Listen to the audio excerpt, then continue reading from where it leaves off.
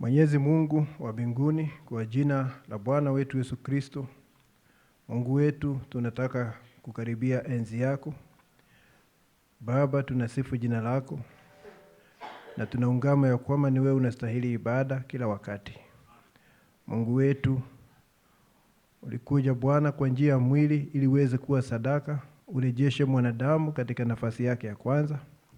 Na sasa Bwana, kwa njia ya Roho Mtakatifu umeshuka ili utuoneshe jambo hilo, ulifunue kwetu. Tuchukue nafasi zetu katika uchumi wa Mungu ili tuishi maisha yetu ya hapa duniani kwa ajili yako. Maana umetuweka hapa tuweze kuwa mashahidi wa nuru, mashahidi wa Bwana wetu Yesu Kristo. Tuweze kukuangaza Bwana katika giza totoro la kizazi hiki cha Laodikia. Asante Baba, ninaomba utusaidie kila mmoja wetu. Tuzidi kuzama katika neno lako. Kila mmoja wetu Bwana aweze kuwa na ufunuo wa Yesu Kristo, siri ya Mungu iliyo na sehemu tatu. Msaidie kila mmoja wetu Baba. Tunajikabidhi mkononi mwako. Nikiomba ya kwamba Bwana uchunguze maisha yetu, na ukiona hatia Bwana utusamehe, na utuoshe kwa damu ya mwana kondoo, utuondolee kila hatua. Baada ya mambo yote Bwana, sifa na utukufu ni zako. Tunakabidhi ibada hii mikononi mwako, nikiomba ya kwamba uweze kuwa na hatamu na uweze kumiliki kila mmoja wetu. Sema na mioyo yetu Bwana, tuhudumie, na Mungu wetu tuinue hatua zaidi. Tunaomba tukiamini umesikia maombi yetu kwa jina la Bwana wetu Yesu Kristo. Amen. Ningetaka tusome Biblia zetu katika Waibrania 6. Waibrania mlango wa 6, tusome mistari ya kwanza mitatu hivi. Mstari wa kwanza mpaka mstari wa 3. Neno linasema, kwa sababu hiyo tukiacha kuyanena mafundisho ya kwanza ya Kristo, tukaze mwendo ili tuufikirie utimilifu. Tusiweke msingi tena na kuzitubia kazi zisizo na uhai, na wakuwa na imani kwa Mungu, na wa mafundisho ya mabatizo, na kuweka mikono na kufufuliwa wafu, na hukumu ya milele. Na hayo tutafanya Mungu akitujalia. Bwana aongeze baraka. Tunaweza kuketi.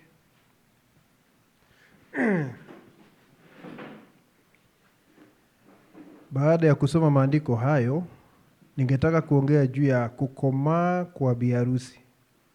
Kukomaa kwa biharusi. Hapo unasikia Paulo akisema ya kwamba tuachane na yale mambo ya msingi, mambo yale ya mwanzo ya imani. Tusikwame mahali pale, lakini tuendelee mpaka tufike ukamilifu. Maana Mungu ametuita ili tuweze kuwa wakamilifu, lakini si tusalie katika utoto wa kiroho, mahali ambapo tunazunguka yale mambo ya msingi ya neno kila wakati. Ndio sababu asubuhi ya leo ningetaka kuongea juu ya kukomaa kwa biharusi. Ningetaka kusema ya kwamba kama tunavyojua, tumefundishwa na ujumbe. Kumbuka haya mambo tusingejua isipokuwa ni ujumbe.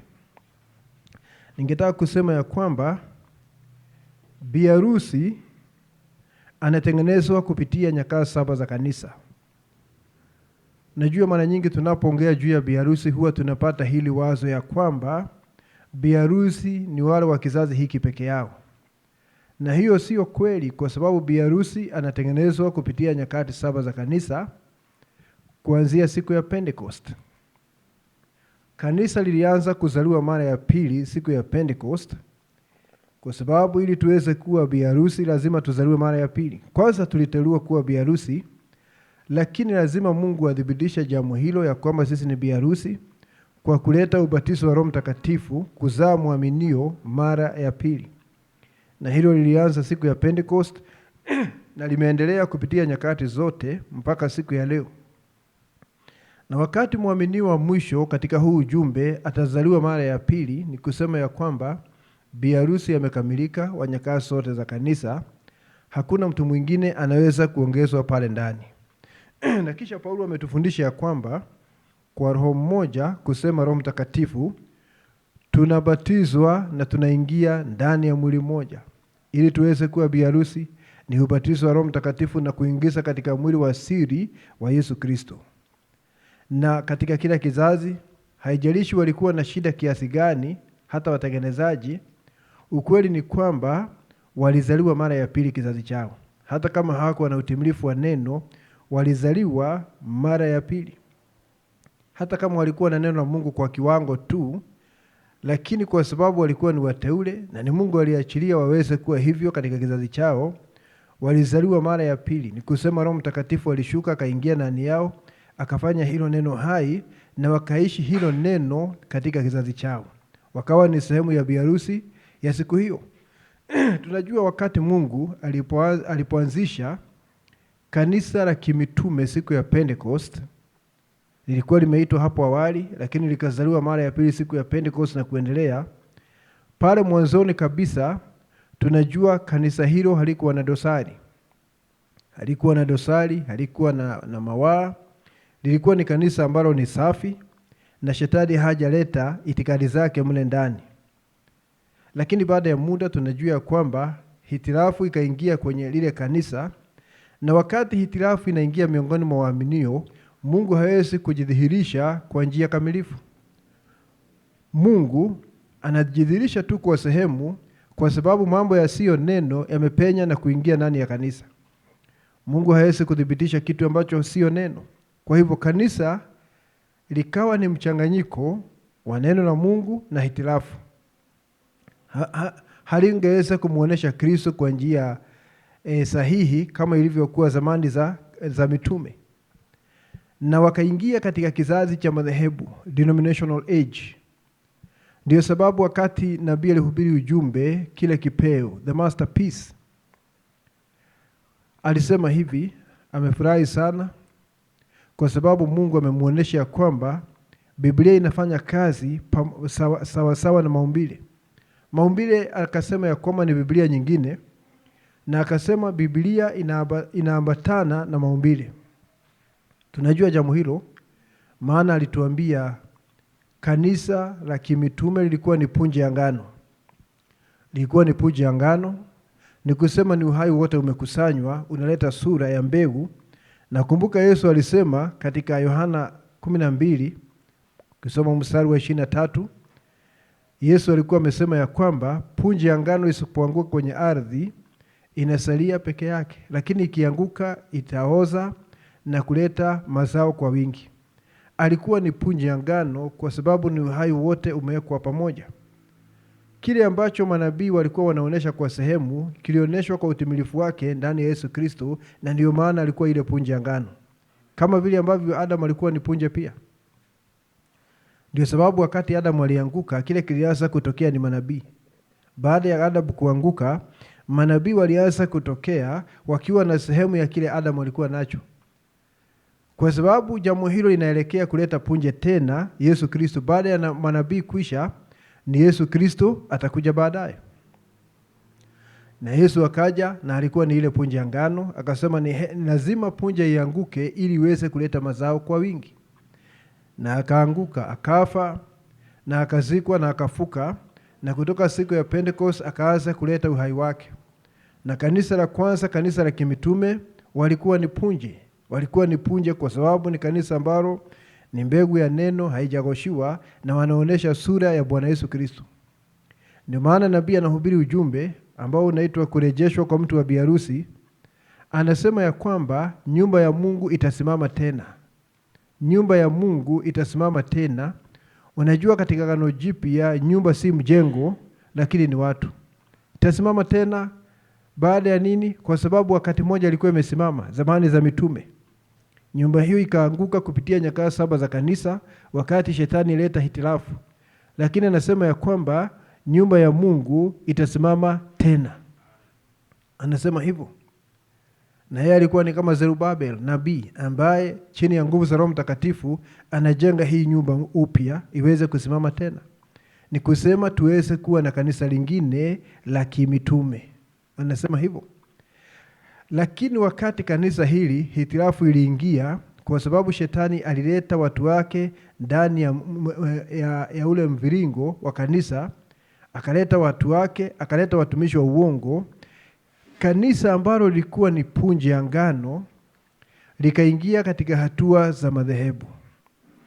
Wakati nabii aliongea juu ya mmea wa ngano, alisema ngano ilikuwa ni mitume na ngano nyingine tena ni wakati wa mwisho omega.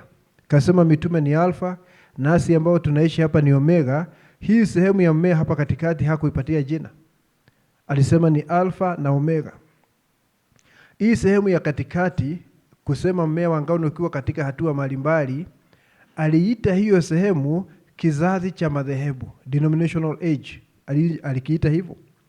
Lakini pale mwanzo alisema ni alfa, ni ngano, na mwisho ni omega, ni ngano kama ile ya kwanza. Ndio sababu anasema biharusi wa mwisho, kanisa la omega, wanafanana na lile la kwanza pale. Lakini hapa katikati ni nyakati za madhehebu. Na mwisho wa nyakati hizi za madhehebu aliona mwanamke ametokea ambaye alikuwa ni mchawi. Na alikuwa anaongoza hili kanisa kwenda kuchinjwa. Kasema huyu mwanamke ni baraza la makanisa ya ulimwengu. Inaongoza hawa watu kwenda kupata alama ya mnyama. Akafa moyo wakati aliona hilo jambo, na alikuwa ameona kanisa la mitume pale. Kaambiwa kwamba biharusi atarejea, na ndipo akaona kanisa la omega likirejea. Sisi ni sehemu ya hili kanisa la omega, mahali ambapo tunafanyika punje ya ngano. Lakini nataka uone hivi, wale waaminio ambao walikuwa katika hizi nyakati 7 za kanisa, wateule, walikuwa sehemu ya biharusi.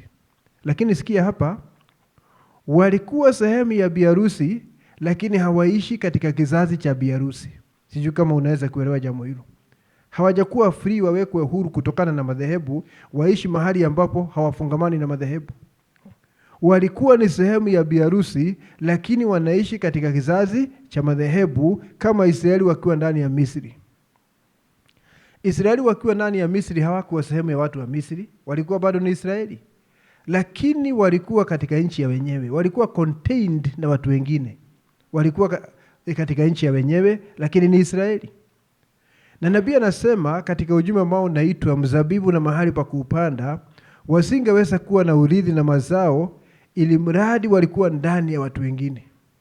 Anasema ilibidi ule mzabibu uweze kuhamishwa. Ule mzabibu Israeli ukahamishwa kutoka nchi ya Misri, nchi ya utumwa, na ukapelekwa katika nchi ya Canaan ili waweze kuwa na mazao na waweze kuwa na urithi, wakapandwa katika nchi yao wenyewe. Na sasa nyakati 7 za kanisa kulikuwa na sehemu kubwa ya biharusi, lakini hawakuwa wanaishi katika kizazi cha biharusi, walikuwa contained katika kitabu cha kizazi cha madhehebu. Ndio sababu unaona hivi, nabii wakati anaongea jambo hilo, anaongea juu ya Luther akiwa ni ile stalk, ile sehemu ya ambayo inaanza kumea na inatoa labda majani mawili ya mmea wa ngano. Anasema Luther alikuwa ni hiyo. Anasema kuna uhai pale ambao unasafiri, lakini haujaumba sura ya ngano. Ndio sababu Luther hakufanana na mitume, lakini alikuwa ni mtu wa Mungu. Na alizaliwa mara nyingine, lakini hakufanana na mitume kwa vyovyote. Unaona? Anasema hiyo stock unaona hapo ni denominational age. Uhai uko ndani unasafiri, lakini ule uhai umefunikwa na kizazi cha madhehebu. Anasema ikaenda hatua nyingine ile ya kishada. Kishada kina unga ambao unaitwa pollen, ambao ukipigwa na upepo ama ukichukuliwa na nyuki, ukipelekwa mahali pengine unaanza kuleta mazao. Anasema huyo ni John Wesley na watu wake. Naona, anasema inakaribia kufanana na ngano hapo, lakini bado si ngano. Sio punje ya ngano, lakini kuna uhai, lakini uhai haujakuwa gathered. Haujawekwa pamoja uweze kuwa ngano. Umetapakaa katika ule mmea. Anasema huyo ni John Wesley. Na kwa sababu hiyo bado ni kizazi cha madhehebu, ili mradi ni katika ule mmea wa ngano pale kabla ya kufanyika punje, ni kizazi cha madhehebu. Denominational stock, nabii anasema hivyo. Na baadaye tunajua watengenezaji wa mwisho, na hao watu walikuwa ni watengenezaji. Hizo ni sehemu za watengenezaji. Anasema watengenezaji wa mwisho ili tuweze kurudi katika punje ya ngano ni wa Pentekoste. Na kuna waaminio wengi wanaamini ya kwamba wa Pentekoste ni sawa na waaminio, ya kwamba wako na kitu halisi, wanaonesha Roho Mtakatifu, wanacheza katika roho, na muaminio anaweza kucheza katika roho. Sasa mpaka wanachukua baadhi ya programu ya wa Pentekoste na kuleta ndani ya ujumbe. Wapentekoste ni sehemu ya matengenezo, si kurejeshwa kwa kanisa la kimitume, ni sehemu ya matengenezo. Ndio sababu wakati nabii anaongea juu ya Wapentekoste, anaongea mambo kadha. Kwa mfano, wakati alikuwa anaona ono la hema, na wakati alikuwa anajaribu kuwaambia vile upamanuzi unafanya kazi, kingine kipawa kinafanya kazi, malaika wa Bwana alimwambia usifanye hivyo. Uweze kufundisha watoto wa kiroho, watoto wa Kipentekoste mambo ya kiroho. Wapentekoste waliitwa watoto, si watu wazima. Hiki ndicho kizazi cha watu wazima sasa, kiroho. Wapentekoste waliitwa watoto. Wapentekoste waliitwa kapi. Sio ngano, kapi. Na nabii anawaita mahali pengine, anasema hatua ya mwisho ya matengenezo, last reformer age. Anasema ni hatua ya mwisho ya matengenezo. Wapentekoste hawakuwa wanatai, walikuwa na upako wa Roho Mtakatifu uso wa mwanadamu, kwa sababu ni sehemu ya matengenezo ya mwisho. Nikusema walikuwa wamepita Luther na Wesley, lakini bado walikuwa ni matengenezo. Na kuna mambo mengi sana ambayo Wapentekoste hawakuelewa. Mengi sana. Walikuwa na shida nyingi sana na hitilafu. Wakati waliona ya kwamba Roho Mtakatifu ameanguka kule Los Angeles, na ya kwamba watu wanaanza kunena kwa lugha, wakatengeneza fundisho, doctrine. Na hilo fundisho wakasema ya kwamba ishara ya kwanza kabisa ya kudhibitisha umejazwa na Roho Mtakatifu ni kunena kwa lugha. Hiyo inamaanisha kama ungejazwa kwa Roho Mtakatifu na usinene kwa lugha, wangesema wewe huna Roho Mtakatifu. Na hiyo ilikuwa ni hitilafu, na mtu wa kwanza kukataa jambo hilo, na alikuwa huko Azusa Street, alikuwa Brother Bosworth. Alikuwa ni mmoja wale watu wa Azusa, na akakataa hilo jambo na akajiondoa katika Assemblies of God. Akasema hiyo sio ishara ya kwanza ya kuonesha mtu ana Roho Mtakatifu. Unaweza kunena kwa lugha na usiwe na Roho Mtakatifu. Yaani alikuwa ni ndugu amejaliwa sana na Mungu. Lakini Wapentekoste kwa ujumla walisema hiyo ndio ishara ya kwanza. Na walikuwa na wahubiri wanawake kabisa ambao walikuwa wanajua kuhubiri, na revival inatokea. Kama alikuwa anaitwaje huyu mama, Amy Semple McPherson, alikuwa mhubiri kabisa, na nabii anasema alikuwa katika kanisa la kweli. Siamini unaweza kusema Amy alikuwa mhubiri wa uongo. Alikuwa katika mapenzi ya kuruhusiwa, lakini alikuwa katika kanisa la kiroho. Kwa sababu ni shida za Wapentekoste. Baadaye nabii anasema, mimi naheshimu huyo mama. Hata juzi wakati tulikuwa tumeenda Los Angeles, tulienda mahali ambapo huyu mama alizikwa. Kuna kitu nilikuwa nataka kuoneshwa na ndugu wengine, na kabla ya kuoneshwa jambo hilo, ile sanamu ya Michelangelo ya Musa, ikabidi kwanza niende kwa kaburi la huyu mama, na nikatoa kofia nikampatia heshima. Kwa sababu alikuwa ni mtumishi wa Mungu. Ingawa sikubaliani na wahubiri wanawake, sikubaliani naye katika mambo mengi, lakini nampatia heshima kama mtumishi wa Mungu. Kasema hata mwanawe ni rafiki yangu wa dhati. Alikuwa anaitwa Rolf. Anasema ni rafiki yangu wa dhati. Kwa hiyo nabii alitambua huyu mama alikuwa katika kanisa la kweli, japo alikuwa katika mapenzi ya kuruhusiwa. Lakini hakuwa katika nominal church hii ya kina Oral Roberts na wale wengine na kina Billy Graham. Alikuwa katika kanisa la kiroho. Lakini unaona ni shida za Wapentekoste. Sasa yeye akawa mwanamke mhubiri. Walikuwa na shida nyingi Wapentekoste, mambo mengi ambayo ni kinyume na neno. Unaona jambo hilo. Na walikuwa wanabishania Yesu atakuja kwa njia gani. Wakaanza kutengana kwa sababu kuna wale walisema atakuja kwa wingu jeupe, wengine kwa farasi mweupe, na kwa msingi huo wakaanza kutengana. Sasa wakati nabii alikuja baadaye kurekebisha, alikuwa anauliza hiyo ina maana gani? Aje na kwa wingu jeupe, aje kwa farasi, si mwishowe kile kinahitajika ni yeye kuja. Matokeo ni yeye kuja. Sasa namna ya kuja, ile means, hiyo haina maana. Hamwezi kutengana kwa jambo kama hilo. Naona jambo hilo. Mambo haya Wapentekoste ya kugawanyika hapa na pale, wakati sasa mihuri 7 imefunuliwa, nabii aliwezeshwa kusema ile sababu uniona Wapentekoste wakigawanyika hivyo, wanakaa hapa. Unaona hawa wanaitwa Pentecostal Assemblies of the World. Wanakaa Amy anakuja na yake inaitwa Foursquare. Wanakaakaa, wengine wanajiita elimu.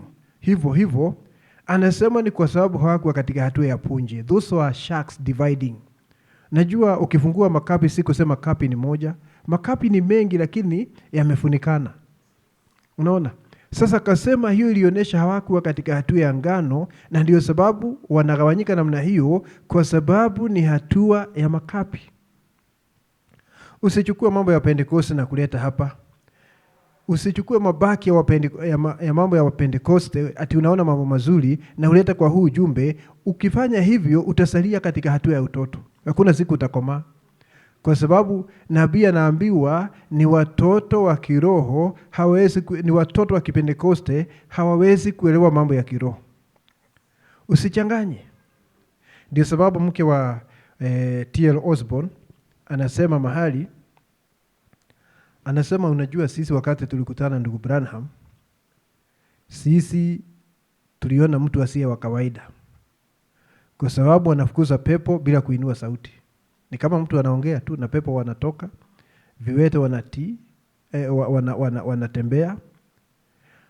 Na anasema yeye mwenyewe Daisy alikuwa anaitwa, sijui kama alikuwa anaitwa Daisy, kitu kama Daisy Osborne. Anasema aliona mpaka viungo vya mwili vikitengenezwa, migongo inanyoka, unaona? Na huyu mtu hainui sauti. Kasema ni kinyume nasi, kwa sababu sisi tulikuwa tumetoka katika background iliyojaa kelele. Ati kama unataka kitu kifanyika cha kiroho, ile kelele iko pale ni nyingi sana. In the name of Jesus. Unaona? Na huyu mtu anaongea kawaida, mambo yanafanyika. Kwa sababu huyu mtu hayuko katika hiyo hatua ya utoto, ameshapita pale.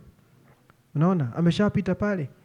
Na pia nasema kama una kisima cha maji, wakati unachukua bucket na unaenda kutoa maji pale, si mnajua hiyo style ya kutoa maji kwa kisima, unafungilia na kamba pale, kelele ni nyingi sana, na mwishowe inakuja na bucket moja. Naona hata wakati mwingine haitajaa vizuri. Anasema kelele ni nyingi sana. Anasema wakati jua linafanya evaporation, jua linachota maji kutoka kwenye ardhi, anasema ni mabilioni ya mitungi na hakuna kelele. Jua limenyamaza, lakini mabilioni ya mitungi yanaenda wapi? Kule juu. Kama mvuke. Unaona? Sasa ni Wapentekoste hao na baketi yao moja. Akaja mtu hapa ambaye hana kelele na anafanya mambo yasiyo ya kawaida. Yaani anaingia katika uwanja na ile ni mikogojo ama inaitwaje ile miti ya wale watu ambao wana ulemavu. Anasema wanaokota, wanajaza magari 27 malori. Naona wale watu ambao wameponywa. Na huyu mtu hana kelele, kwa sababu anaishi katika wakati mwingine si utoto wa Kipentekoste. Naona. Na wakati nabii aliwekwa pale na Mungu, aliwekwa aweze kuwa kielelezo ili tuweze kuona vile Mungu anataka na kila mtoto wa Mungu. Naona jambo hilo. Sasa Wapentekoste ni hatua ya mwisho ya matengenezo. Na unaona kile ambacho kinafanya watu wawe vile walivyo ni kile kiwango cha neno ambacho kimewachiliwa. Luther hakujua mambo mengi. Alijua kuamini msalaba na wokovu unatoka hapo na hakuna kingine. Na hakujua mambo zaidi ya hapo. Kwa hiyo wakati Roho Mtakatifu anashuka juu ya Luther na watu wake, kile ambacho kitakuhuishwa ni hicho tu, watakuwa wakizunguka hapo. Mwenye haki ataishi kwa imani. Yesu ndiye anaokoa, hakuna kununua wokovu, hapo ndipo atazunguka. Kwa sababu mtu anakuwa limited ama anawekewa kipimo na kile kiwango cha neno ambacho kimefunuliwa. Na Roho Mtakatifu hawezi kwenda nje ya hilo. John Wesley akawa na maneno mawili. Alikuwa na hilo la Luther na kisha akaongezewa utakaso. Sasa Roho Mtakatifu akija ataonesha hayo ndiyo yatahuishwa aweze kuyaonesha, na hata pita hapo. Mungu ameweka limit. Wapentekoste wanakuja na mambo zaidi, kwa sababu wakati Roho Mtakatifu alianza kumwagika juu ya Pentekoste, walianza kuonesha vipawa vya Roho Mtakatifu. Uponyaji, kunena kwa lugha, kutabiri, ndimi na tafsiri. Na hawakupita pale, kwa sababu hicho ndicho kiwango cha neno ambacho kimefunuliwa miongoni mwao. Ingawa wangeendelea, tuseme wale wa mwisho wangekuwa wameenda hatua zaidi kuliko wale wa Pentekoste wa kwanza. Na lakini hao wote walikuwa ni watengenezaji. Sasa tukaja kizazi kingine hapa. Mjumbe wa kizazi cha Laodikia, William Branham, alikuja mwishoni mwa kizazi. Si mwanzoni. Kizazi kilianza bila mjumbe. Anasema mjumbe kizazi kikianza alikuwa ni Roho Mtakatifu mwenyewe, si mwanadamu. Mwanadamu mjumbe alikuja mwishoni mwa kizazi. Kaanza kuleta revival yake, kaanza kuhubiri na kaanza kufundisha neno lile tunaita plain message. Na ni tofauti na kile madhehebu walikuwa nacho. Mara nyingi hawakuwa wanamuelewa. Unaona jambo hilo? Lakini alijua pamoja na hayo hajakamilisha huduma yake. Ndio sababu mwisho alienda kule magharibi ili akutane na malaika 7 apatue ujumbe. Ule ujumbe wa kurejesha mioyo ya watoto kwa baba zao, tuweze kuwa na kanisa lingine la kimitume, tuweze kuwa na biharusi aliyekomaa, tuweze kuwa na kanisa kuu super church na tabaka kuu la watu super race. Ilibidi aende kule akutane na wale malaika 7. Ningetaka nisome ujumbe hapa ambao unaitwa unyakuo, the rapture. Aya ya 40. Nataka usikie hapa. Tunaongea juu ya kukomaa kwa biharusi, the maturing or the maturity of the bride. Sikia hapa.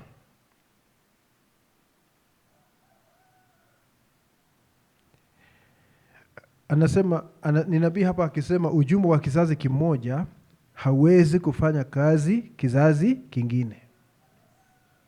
Hiyo ndio sababu kila kiwango cha neno ambacho watu wamepatiwa ama kimeachiliwa kwao, ni hicho tu wanaweza kudhihirisha. Na huwezi kulaumu Luther kwa nini hakuonesha super race na super church. Asingeweza kuonesha. Kwa sababu kiwango cha neno ambacho walikuwa nacho kilikuwa kidogo sana. Kwa hiyo hata kikuhuishwa na Roho Mtakatifu ataonesha tu hicho kiwango. Na Wesley hivyo na Wapentekoste hivyo. Na nabii anasema hivi, what if Moses would have come, brought Noah's message? Na je, kama Musa alipokuja angeleta ujumbe wa Nuhu. Na aseme we build an ark and float down the Nile. Seme tutatengeneza safina na kuiwekelea juu ya mto Nile. It will not have worked. Anasema isingefanya kazi. Kwa sababu majira ni tofauti. Lazima awe na neno tofauti kulingana na majira. Unajua Biblia hii yote ni neno la Mungu, lakini Mungu huwa anahuisha sehemu fulani katika majira fulani. Na ikihuishwa inakuwa historia. Ingawa itasalia kwenye kitabu, lakini ni historia kwa vile imetimizwa. Sijui kama tunajua hayo. Hata wakati malaika 7 nabii aliwaona katika ono, vile wataleta ujumbe, wao ulikuwa ni unabii. Miaka 3 baadaye anasema, miaka 3 iliyopita Ufunuo 10 hili jambo lilikuwa ni unabii, lakini sasa miaka 3 baadaye ni historia. Maana lilitimizwa baadaye. Aliona kimbele likatimizwa baadaye, sasa likageuka kutoka unabii likawa historia. Ona hapa sasa. Anasema hivi, anasema kama Musa angeambia watu watengeneze safina na ielee juu ya mto Nile, haingefanya kazi. And neither would Jesus' message have ever worked of Moses. Na ujumbe wa Yesu haungefanya kazi wakati wa Musa. Wakati wa Musa ni kabla ya Yesu. Ujumbe wa Yesu Kristo ungekuja tu nyumaye. And neither will Wesley's message ever work in Luther or Luther's message vice versa. Ujumbe wa Wesley hautafanya kazi wakati wa Luther ama wakati wa Luther ama wakati wa Wesley ujumbe wa Luther ufanye kazi. Ni kusema kila kizazi wametengewa sehemu ya neno iweze kuhuishwa. Na nabii anasema watoto wa Mungu katika kila kizazi ni wale wanafanyika neno hilo. Si wale wanajua kuquote. The prophet said, si wale wanajua kunukuu, ni wale wanafanyika neno hilo. Ni kusema wanaliamini, na baada ya kuamini neno hilo, Roho Mtakatifu anaona imani yao, anashuka analifanya hai, wanaanza kuishi neno hilo bila juhudi zao. Anasema hao ndio watoto wa Mungu katika kila kizazi. Anasema hivi, and today, sikia hapa, and today, siku ya leo, our last great reformation was Pentecost. Sijui kama unaona hapo. Matengenezo ya mwisho yalikuwa ni wa Pentekoste. Sasa wakati unaenda kuleta chochote kutoka kwa Pentekoste, unarudi kwa watengenezaji ambao walikuwa na upako wa uso wa binadamu, jambo ambalo haliwezi kufanya kazi siku ya leo. It cannot work. And today we are moving from that. Na siku ya leo tunaondokea jambo hilo. Wakati alikuwa anasema hivyo, miaka 60 imeisha. We are moving away from that. Unajua hauwezi kuwa katika hatua ya kumove away kila wakati. Lazima siku ifike iseme you moved away. Uliondokea.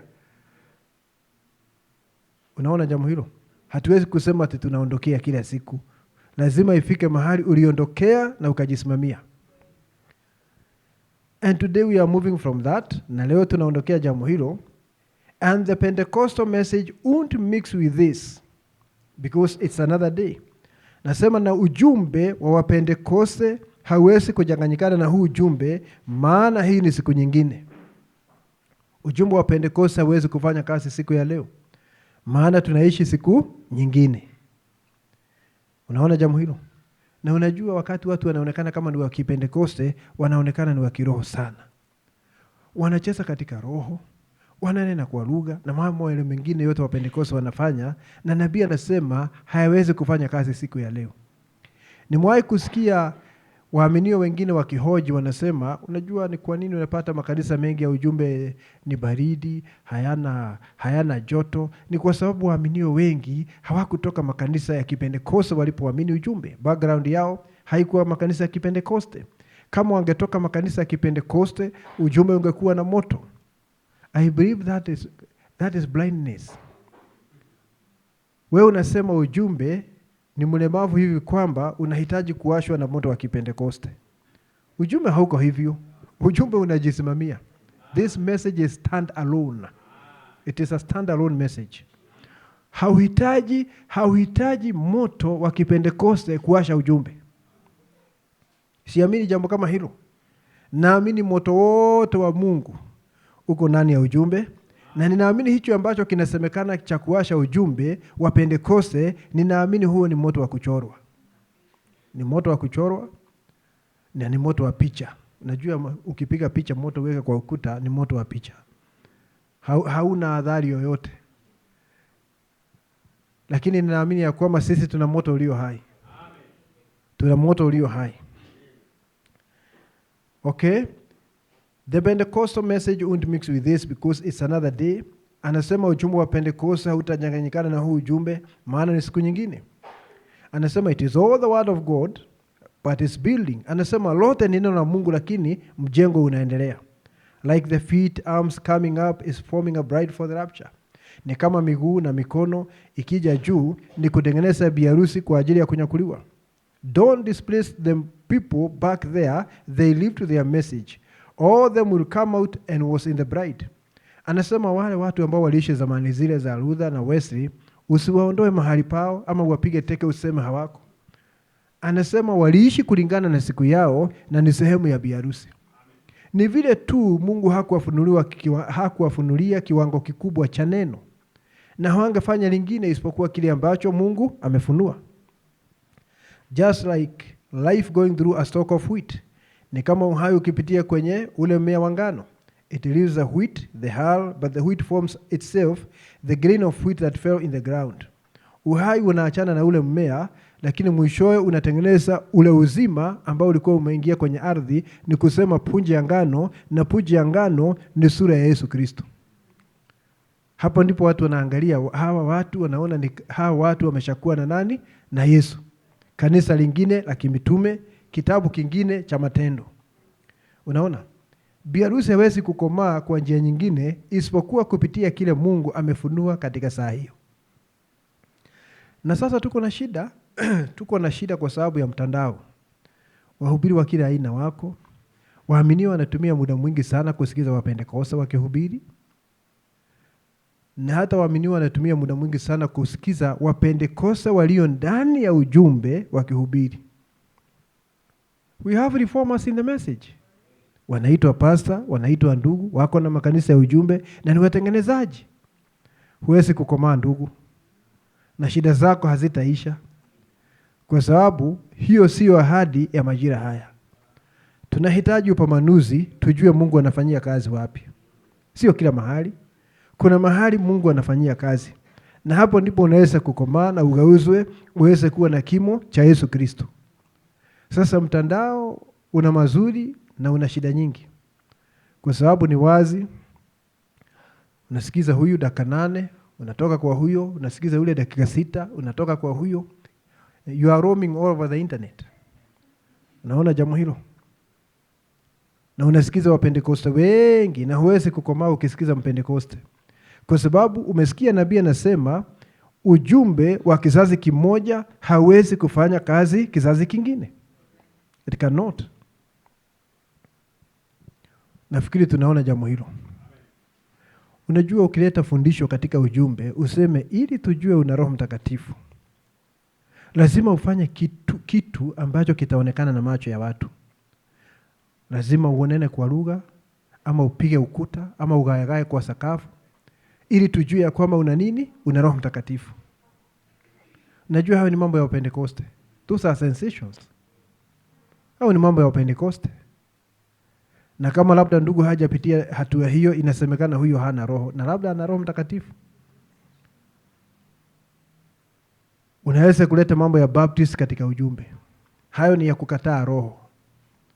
Nasema nikiamini ujumbe, niko na Roho Mtakatifu.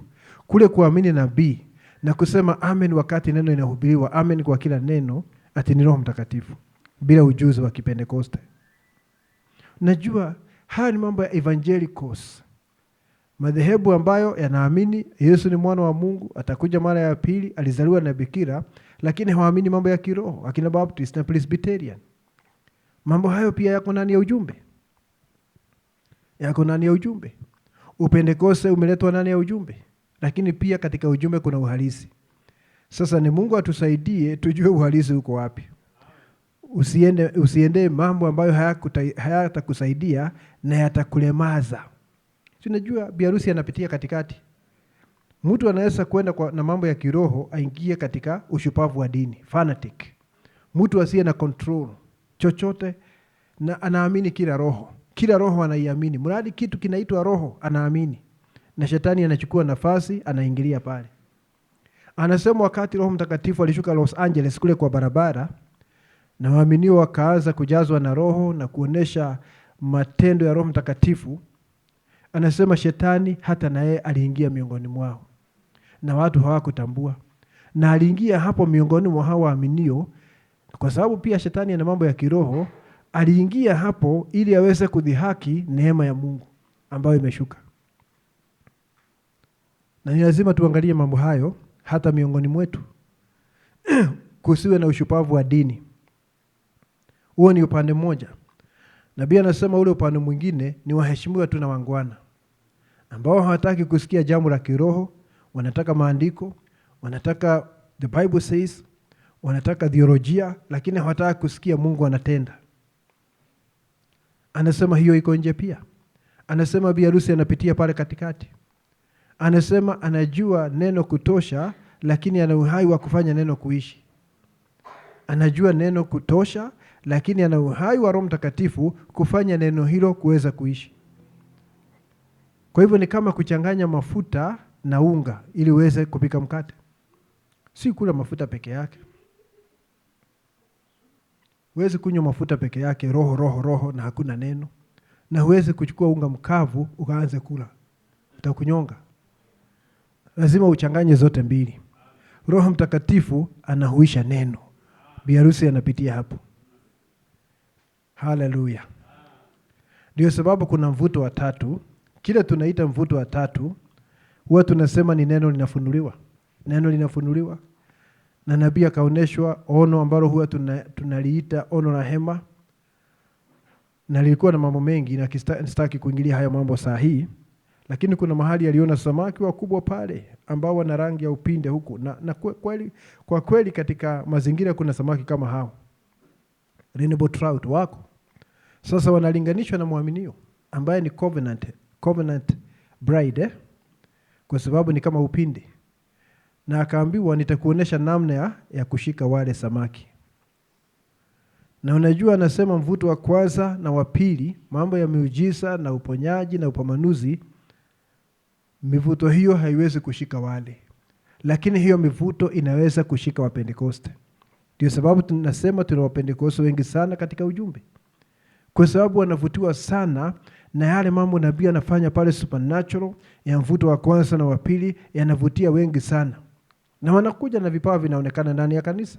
Lakini ni watu walio katika mvuto wa kwanza na wa pili katika ujumbe. Najua mahali tumefika, hata plain message ya Brother Branham, plain message ya kusema Mungu ni moja, ubatizo ni kwa jina la Yesu Kristo, hiyo haitoshi. Hiyo haitoshi kufanya biharusi aliyekomaa. Hiyo ni sehemu tu ya neno. Ndio sababu alienda kule jangwani akutana na malaika, siri yote iweze kuwekwa wazi. Siri za Mungu zifunuliwe ambazo zinashika yule samaki mkubwa. Kile kinasisimua biharusi ni ufunuo wa siri ya Mungu. Jambo linakushika ndugu, wakati mwingine unanyamaza hivi ustaajabu na hii ni nini? Kwa sababu ya yale mambo unaona katika moyo wako.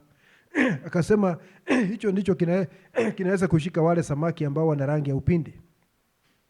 Unaona jambo hilo?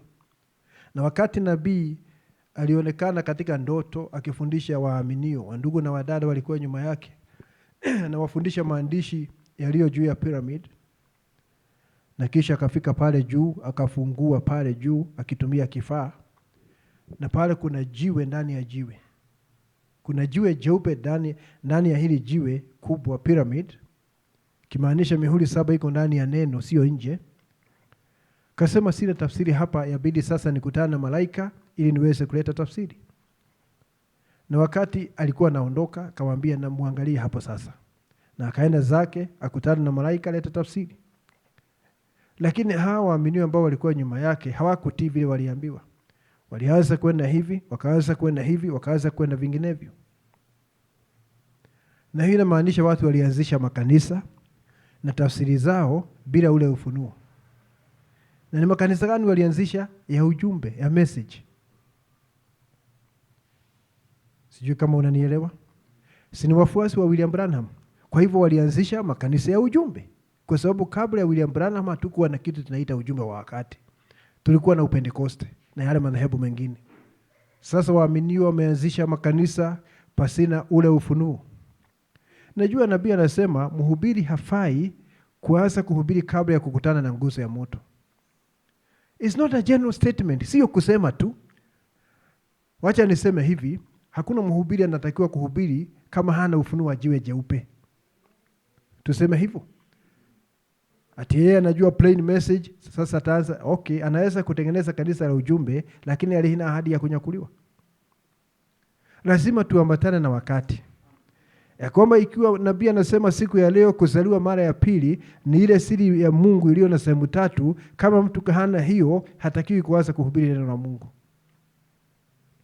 Lakini watu wanahubiri neno bila hiyo, wanatengeneza makanisa ya ujumbe, lakini hayo makanisa hayana ahadi ya kunyakuliwa. Mungu na atusaidie sana. Sasa lazima tuingie katika utimilifu wa neno alilokuja nalo nabii na liweze kufanywa hai ili biharusi aweze kukomaa. Ikiwa biharusi atatafuta chakula cha Wapentekoste atadumaa na hakuna siku ataendelea. Na mwishowe atalemazwa kabisa.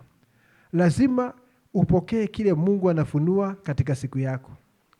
Na hicho ambacho anafunua ni kitu ambacho kinaendelea kila wakati. Spiritual food in due season. Hiyo inamaanisha nini? Chakula cha kiroho katika majira yanayofaa. Hata kanisa kama hili. Si tunajua ujumbe ulitufundisha Mungu ni mmoja, ubatizo ni kwa jina la Yesu Kristo, madhehebu si ya Mungu, Mungu alituma nabii. Huo ni ujumbe. Lakini nikija hapa kila wakati, hicho kitakuwa ni chakula cha kiroho katika majira yake. Is that spiritual food in due season? Kurudia haya maneno, Mungu ni mmoja, mwanamke asihubiri, ubatizo ni kwa jina la Yesu Kristo. Itafika mahali sio chakula cha kiroho hicho katika majira yake. Ingawa ni sehemu ya neno la Mungu, lakini hutakiwi kuwa hapo. Lazima uende hatua zaidi. Uingie katika siri ya Mungu. Uweze kujua ulitoka wapi. Kwa nini uko hapa kwa nini? Sehemu yako katika Waefeso, katika uchumi wa Mungu ni ipi? Mambo haya yote kwa sababu maandiko yanasema kile kikamilifu kitakapokuja, na kimekuja. Ufunuo wa neno, kilichokuwa sehemu kitaondolewa, na siku hiyo utajifahamu vile Mungu anakufahamu. Hivyo ndivyo tunatakiwa kuwa. Isemekane sasa ni chakula cha kiroho katika majira, na hicho ndicho kinaweza kufanya mwaminio aweze kukomaa, aweze kuwa ile punje ya ngano. Wacha tusome nukuu hapa ili tuweze kufunga. Nitasoma kwa haraka, naona wakati umeenda. Anasema hivi, anasema and yet it is harvest time, na hata hivyo ni wakati wa mavuno. Then there must come upon the scene in this age who will bring the wheat and tares to maturity. Na kama ni wakati wa mavuno, lazima waje watu jukwani siku ya leo ambao watafanya ngano na magugu kukomaa. Ngano na magugu kukomaa. The tares are already maturing very fast under corrupt teachers who turn the people from the word. Anasema magugu yanakomaa haraka sana chini ya walimu wa uongo waliopotoka ambao wanaondoa watu kutoka kwa neno. Na hiyo tunajua ni kweli. Hata wale wanaondoka katika ujumbe wanasema tumeona si kweli. We know corrupt teachers, walimu waliopotoka. But the wheat also must mature. Anasema lakini ngano pia lazima ikomae. Na ngano hapa ni biharusi. And to her, na kwa biharusi, God is sending the prophet messenger with a vindicated ministry that he might be accepted by the elect. Na kwa biharusi Mungu anatuma nabii mjumbe akiwa na huduma iliyothibitishwa ili apokelewe na wateule. Neno ambalo limefunuliwa. They will hear him as the first church heard Paul. Watamsikia kama vile ambavyo kanisa la kwanza lilimsikia Paulo. And she will mature in the word until becoming a word bride. Na atakomaa katika neno mpaka aweze kuwa biharusi neno, mpaka akifanyika biharusi neno. The mighty works will be found in her that are always attendant upon the pure word and faith. Zile kazi kuu akisha kukomaa, zile kazi kuu zitapatikana ndani yake ambazo kila wakati zinaandamana na neno ambalo ni safi na imani. Unaona? Zile kazi kuu atafanya kazi hizo kwa sababu amekomaa. Na anakomaa kwa sababu ya kile Mungu amefunua katika majira. Kwa hivyo unaweza kujichunguza uone kile ambacho ninapokea on a daily basis, siku baada ya siku, ni kile ambacho kimefunuliwa ama pia nimechanganya mambo mengine ndani. Ama ninakunywa maziwa kila wakati. Maziwa unajua ni mambo ya msingi. Vaa nguo vizuri sister, ndugu kata nywele, Mungu ni mmoja, kuja kanisa mapema. Maziwa hayo ni maziwa. Lakini lazima tuingie katika siri ya Mungu, uweze kujifahamu wewe ni nani katika uchumi wa Mungu. Uweze kuelewa DNA yako ya kiroho. Najua watu wa ulimwengu wanajua DNA tu ya kawaida. Sisi tunataka kujua DNA ya kiroho. Hiyo ndiyo kukomaa wa ndugu na wadada, na kuchukua nafasi yako katika uchumi wa Mungu. Wacheni tuombe, wakati umeisha. Baba yetu wa mbinguni, Mwenyezi Mungu, kwa jina la Yesu Kristo, Baba, tunarudi mbele ya kiti chako cha enzi kwa njia ya dua ya maombi. Nasi tunatoa shukurani kwa sababu ya rehema zako na neema juu ya maisha yetu. Asante kwa neno hili ambalo umefunua, liweze kuhuishwa na Roho Mtakatifu, lifanye kila ndugu na kila dada aweze kuwa punje ya ngano, na aweze kudhihirisha mapenzi yako kwa ajili ya wakati huu. Wale waliotutangulia walidhihirisha sehemu tofauti za ule mmea wa ngano, lakini siku ya leo ni wakati mwingine wa punje, ni wakati mwingine wa kimitume. Ninaomba utusaidie Bwana, kila mmoja afinyangwe na hiyo punje Bwana ikiwa mbele ya jua. Mungu wetu iweze kukaushwa, iweze kuonesha uhai wote ambao umeletwa pamoja, ile ishara ya uhai wa damu, sura ya Bwana Yesu Kristo, kimo cha mtu mkamilifu. Lote hilo liweze kuonekana ndani ya mwaminio. Asante Mwenyezi Mungu, naomba ya kwamba utusaidie na utupatie neema ya kutosha kuweza kuwa hivyo. Naombea wale ambao ni wagonjwa leo hii, ya kwamba mkono wako wa rehema utawagusa Baba, uweze kuondolea maradhi yote, uweze kuwaponya, waweze kufurahia afya, kwa sababu ni mmoja wapo katika baraka za ukombozi. Pokea sifa na shukurani, tunakabidhi yote mikononi mwako, na ni kwa jina la Bwana wetu Yesu Kristo tunaomba na kuamini. Amen.